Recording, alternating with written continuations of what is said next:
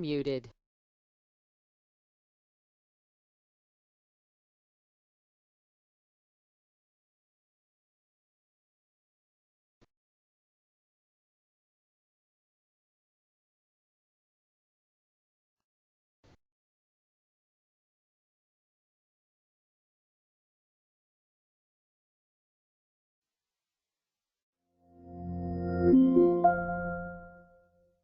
Muted.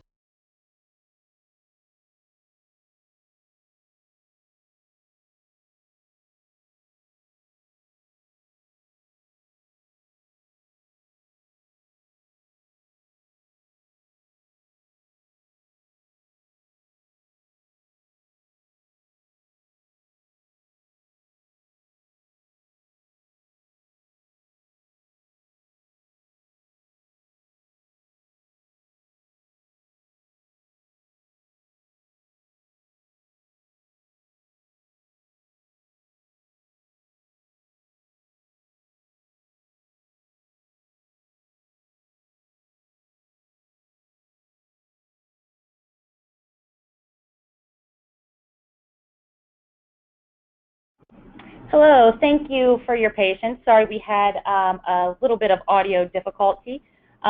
Steve had just started his presentation, so we're going to go ahead and go backwards and get started again. I apologize for the technical difficulties. Welcome to the webinar. And today's topic, as you know, is security tips for small businesses, how to keep bad guys out of your network. And will be presented by Steve Giordano. Steve, you want to go ahead and go back to the beginning of your presentation there? Yes. Again, Angela, thank you for allowing me to present. I want to present some information on network security and what's happening out there, how cyber criminals are trying to get into business networks. A couple takeaways I'm hoping you come away with. Cyber criminals are using emails and social engineering to infiltrate your network. Your team may inadvertently be helping them gain access to the network, and to show you how to implement some defenses that will raise the security level of your network. There's a target. I look at attacks out there as being targeted and random. A targeted attack, think of Sony, Target, Home Depot, and others. Hackers know the company. They attack, they go after the servers, they go after the IP addresses. Those attacks are pretty hard to defend against. A small business is going to be subject to what I'm going to call a random attack, and a hacker releases the virus into the wild, and they hope that that virus finds its network. Company employees are often responsible, basically because they tend to be the easy offenses. Most businesses don't know how the methods that the cyber criminals are using to get into a network, and a lot of businesses just think it cannot happen to them, and most businesses have not implemented a proper level of security.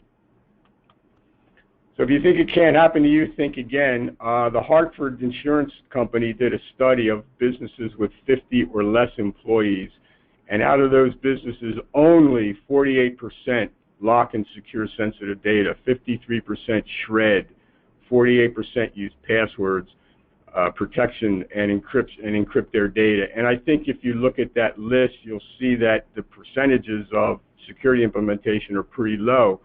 They also found that 85% of small business owners believe that a security breach is unlikely. Again, it can't happen to them. The same study uncovered 75% reported a security leak. Now, if you look at that chart, those numbers total over 100%, which indicates that several businesses have had multiple breaches. But the other thing you want to look at is the top three, 37, 22, and 20%. They all have a common theme: through email, and through social media. So again, that's some of the tactics that the cyber criminals are using to breach a network. Let's briefly talk about what I mentioned, social engineering. Basically the art of tricking you into installing a virus or malware on your computer by opening an attachment or clicking on a link that you shouldn't be opening or clicking on. Email is the usual method of delivery, and it often references a current event. That's how they'll get your attention. The employee gets an email encouraging them to click on a link. They open the attachment or the link, and that launches the virus. And the FBI has reported that 85% of the viruses that were released in 2014 were delivered via phishing emails. Cyber criminals are leveraging our addiction to social media. That's why they're using social media and email as a way into your network. Let's face it, if an employee's looking at an adult site on the company computer, that's not going to be taken very, very lightly, and it probably rarely happens. But yet, if they're looking at their Facebook account or their Gmail account on the company computer, that probably hardly gets a notice. So we're talking about email as being the preferred method of delivery. Let's look at a company that only has 20 email addresses. In a 12-month time period, this company received over 240,000 emails. That's the number of emails that tried to hit their network. And out of that, well over 80% of them were either virus or spam emails.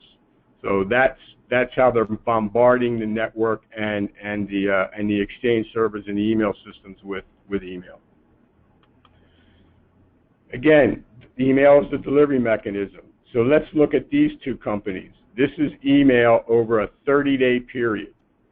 Look at the red arrows. Look at where the troughs are. Those are the weekends.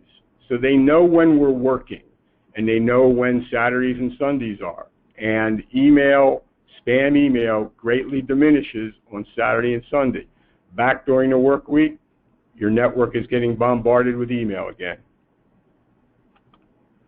So let's look at some of the ways that they deliver the email. You get an email, and it talks about updating your PDF reader. Most of us have Adobe or some type of other PDF reader on our computers, and you're going to get an email. When you open the email, that's what it looks like. If you click on the link under PDF reader code 105013, that will launch the virus or the malware. Also, notice at the bottom, if you want to stop receiving the email, you can click on that and basically unsubscribe. You don't want to do that for two reasons. Number one, either that is the second opportunity to load that virus, or number two, you've now confirmed that you're a real person. What happens in many instances is they will bombard a company with email, and they'll send emails to Bob Jones, Mike Jones, Steve Jones, Sam Jones, hoping that there's an employee with that name and one of those emails gets through. If you unsubscribe, you've now confirmed back to the bad guys that, yes, you exist, you're an employee, and now they'll really come after you. Here's one for AT&T. Looks very, very official. Again, you get an email, you open it up, it says your AT&T bill is ready to be viewed. It has the AT&T logo, looks very official, has some account numbers, some financial information. If you click on the login, that launches that virus. And in this situation, over 200,000 emails were sent to AT&T customers. So let's just say 1% open that, click on that login. If I've done my math correctly, I believe that's like 2,000 infections. Here's one for Groupon and Couponizer. You open your email, you'll see this. If you click on the links that are provided and embedded in those advertisements, and those advertisements look very, very official, they're using the company logos, they're spoofing them very, very well, that launches the virus. Another tactic out there is Scareware or Rougeware, and it's basically fake antivirus. You'll get a pop-up, and it tells you that your computer is infected and it needs to be scanned. And a lot of these use names that sound very, very official. You'll notice the XP antivirus or the antivirus 360. It's a little bit of takeoff on Norton 360. Again, you've got references to XP, MS, Microsoft. So they're trying to make themselves look very, very official so that you'll respond. And basically that's what it looks like. In this situation, they want you to register, which will launch the virus, or they want you to pay a ransom, and they'll send you an encryption key that'll unlock the files that they've encrypted. Here's one that's called Cryptolocker, and this is a very, very bad virus right now.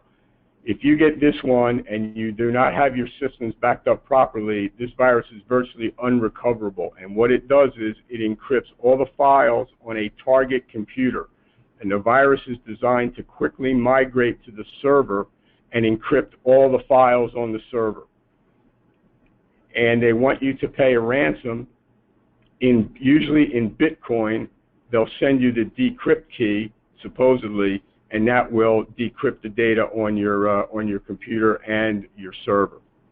How it's coming after you? Right now, there's a scam out there based on Windows 10. I guess everybody understands that Microsoft released Windows 10 just about a month ago, and you're going to get an email, and it's going to look like it came from Microsoft.com. And when you open it up, it says click on the link for downloading your free version of Windows 10. And Microsoft is giving away upgrades, and it's free to get Windows 10. When you click on that link, it launches the virus. The virus encrypts the data on the target machine and quickly migrates to the server. And this is what that warning will look like. So you've got to be careful, even getting emails from that say Microsoft.com. Social media, let's look at this one. Open an email and you'll see this. Looks very official from Twitter if you have a Twitter account. And it tells you that you have unopened messages on Twitter. Clicking on that link to see those two unopened messages, that'll launch the virus and the malware. Same with the graphic on the right side. So they're looking at social media, they deliver an email, and when you click, you launch the virus. LinkedIn. They like LinkedIn because LinkedIn is basically a group of professionals, many of which are business people, businessmen, etc. You'll notice in the red highlighted circle, the email is to a Gmail account. When you click on the click here to confirm your email address, again, that launches the virus or the malware.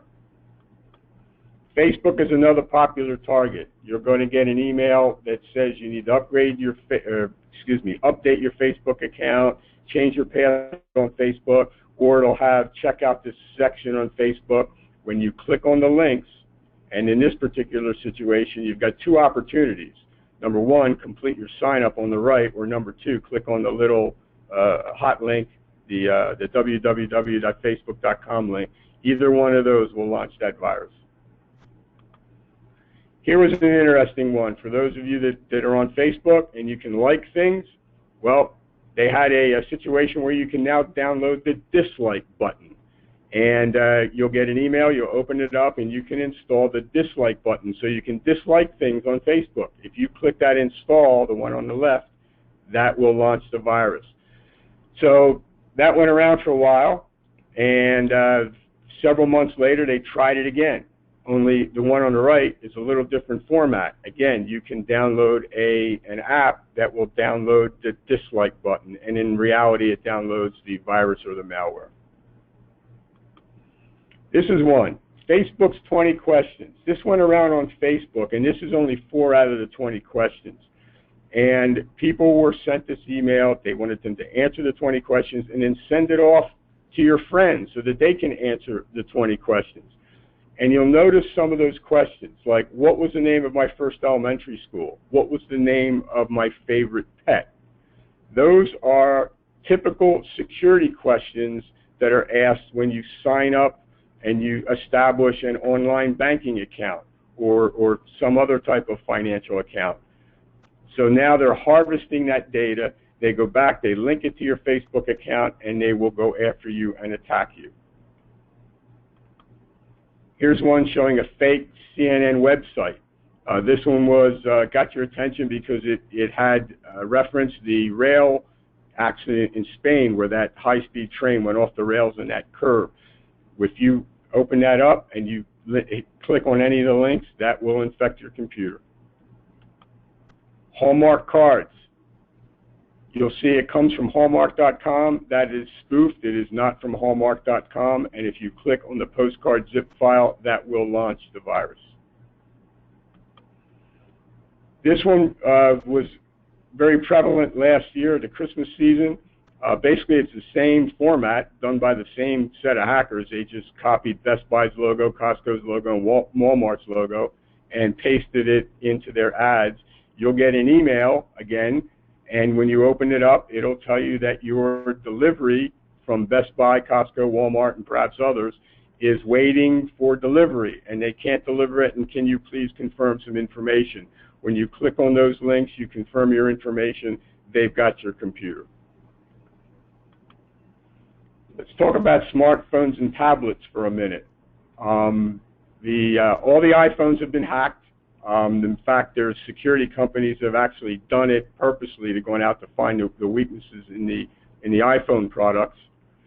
And the Androids have also been attacked. As you can see, over 100,000 Android smartphones in Asia have been infected with a virus specifically to intercept banking transactions, because the bad guys know we're doing more and more and more with our smartphones and our tablets. Here's an interesting one for mobile devices. There was a virus out there disguising itself as an app. You loaded the app, which was supposed to be, by the way, a security app, when in reality the app itself was a virus. The virus was designed to sit on the smartphone, and oftentimes when your employee brings their smartphone into the office, plugs it into their laptop during the day or maybe their PC during the day to charge it, the virus was designed to migrate through the USB cable and infect the computer. So, what do you do about all this? How do I protect my business? You really need to implement multiple layers of defense. Antivirus alone is not going to do it. You've got to implement multiple layers of defense. You put enough speed bumps in the road for the bad guys. And most businesses, you need to look at the level of security that you want, and also the level of security that you might have to have. If you're processing credit cards, you need to bear in mind PCI. If you're working with any kind of health data, you need to take into consideration HIPAA. So you need to look at what type of security compliance you might have to meet. You also need to look at how much you can afford to spend or want to spend on security. And then you also have to look at how it's going to affect your business from an operational standpoint, and I'll explain that in the slides that are coming. I like this one a little bit. Wilbur Wright says, it is easier to deal with things than it is to deal with men, and here's the reason why. When you look at protecting your business, you can implement a lot of different things to help protect your business. And when you look at this slide and you look at the left-hand portion, basically that's products. Those are things. You go out, you pay some money, you write a check, and you can implement various security products into the network. The right-hand side is where you're dealing with people. These are the other things that business owners should be doing in their networks, putting in password policies. And I won't hit on all of these, but for example, what is your portable device policy? What is your policy for your company's laptops and company-supplied smartphones? How are you allowing your employees to use them? What is your email usage policy? Both your company email, how are you allowing your employees to use that email? And also, what's the policy that you've implemented in your business that allows your employees to visit their Gmail account, their Yahoo account, etc. during the day? Again, email is still the preferred way to get into a network. Do you have a BYOD policy? That's getting to be very, very popular now, where companies are allowing their employees to use their personal devices for business work.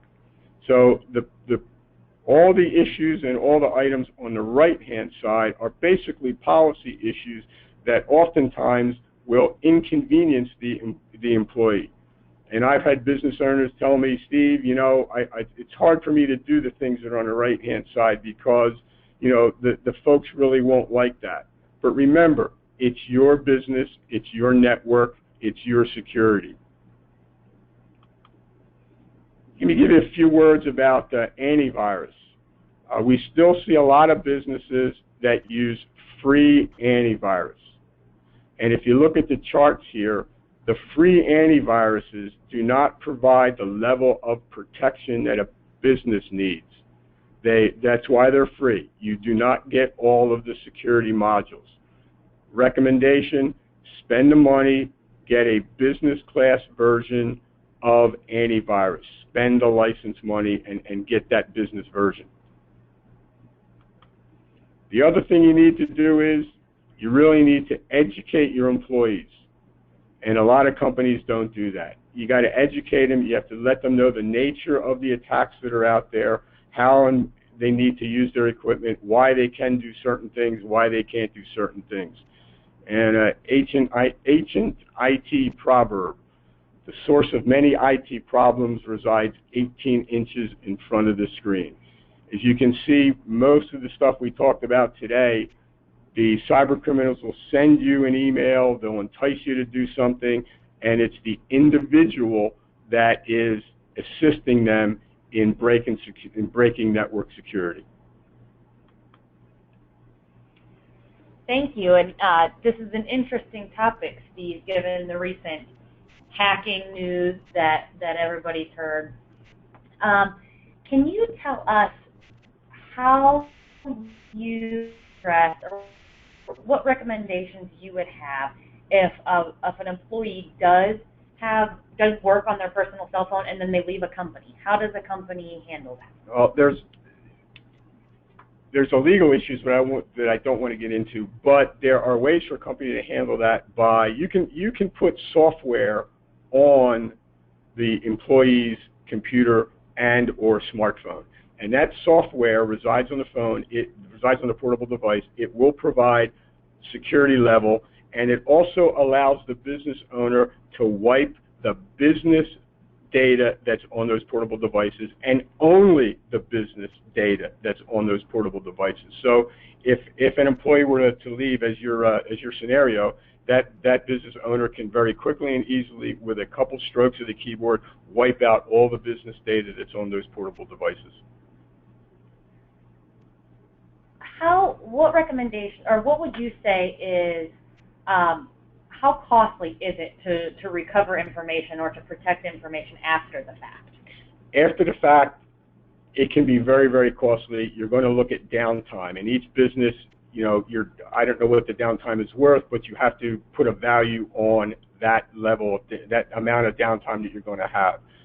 In the case of a Cryptowall infection, for example, where the data on the server is encrypted, I'll take you through the scenario. The virus will enter a target device. That target device is virtually unusable after it hits it. When I say that, I mean it can be recovered. The computer can be recovered. The laptop can be recovered. But you basically have to go in, wipe out the hard drive, reload the operating system, and you're starting as a brand new computer. So you've got the time and money invested in that. Then we have to go to the server. Right? There'll be time and money invested in cleaning up the server. In the server, we can delete all of the encrypted data. Now the problem is, did the business owner have that server properly backed up?